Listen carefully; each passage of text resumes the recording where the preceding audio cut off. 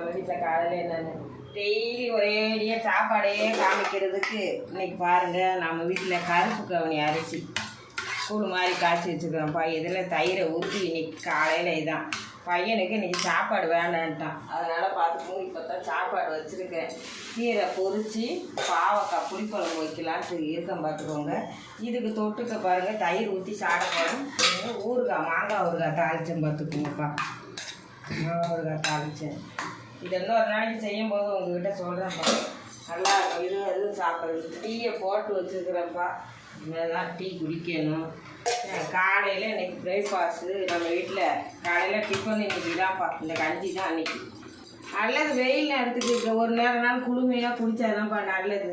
அது சிறுகீரை வாங்கி வச்சுருக்கிறேன். இதை பொரிக்க போகிறேன். பொரிச்சிட்டு பாவக்காய் புளிக்குழம்பு பாவக்காய் வாங்கி புளிக்குழம்பு வச்சுக்கிறேன். கீரையை பொரிக்க போகிறேன்.